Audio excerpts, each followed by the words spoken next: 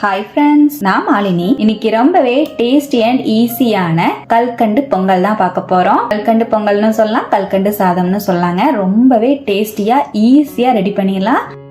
இந்த பொங்கலுக்கு இந்த கல்கண்டு பொங்கலை செஞ்சு பாருங்க. செம்ம அல்டிமேட்டான டேஸ்ட்ல இருக்கும். செய்யறதுமே ரொம்ப ஈஸி தாங்க. கல்கண்டு பொங்கல் செய்யறதுக்கு நான் இன்னைக்கு இந்த கப்ல 1 கப் அளவு பச்சரிசியை குக்கர்ல ஆட் பண்ணிக்கிறேன். அரிசியை நல்லா வாஷ் பண்ணி எடுத்துட்டு வந்துடலாங்க. நான் ரேஷன் பச்சரிசி யூஸ் பண்ணிருக்கேன். பாருங்க, அரிசியை நல்லா வாஷ் பண்ணி எடுத்துட்டேன். எந்த கப்ல அரிசி அளந்தமோ அதே கப்ல 2 கப் அளவுக்கு பால் சேர்த்துக்கலாம். 2 கப் அளவு தண்ணி சேர்த்துக்கலாம். 1 டீஸ்பூன் நெய் ஆட் பண்ணிக்கலாங்க.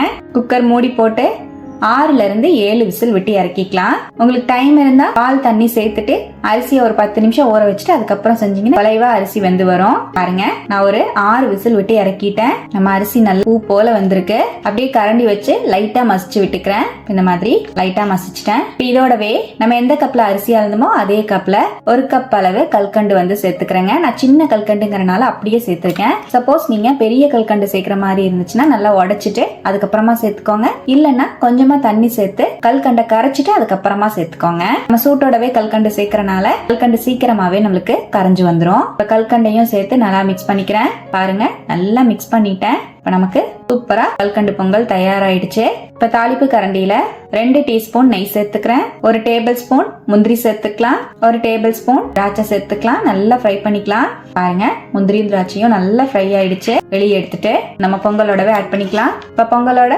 3 ஏலக்காவை தட்டி ஆட் பண்ணிக்கிறேங்க. நல்ல வாசத்துக்காக. உங்ககிட்ட ஏலக்காய் பொடி இருந்தா ஒரு 1/2 டீஸ்பூன் அளவுக்கு சேர்த்துக்கோங்க. முந்திரி திராட்சையை ஆட் பண்ணிக்கலாம். நல்லா கலந்து விட்டுறலாம். அவ்வளவுதான். ரொம்பவே டேஸ்டி அண்ட் ஈஸியான கல்கண்டு பொங்கல் சூப்பரா ரெடி ஆயிடுச்சுங்க.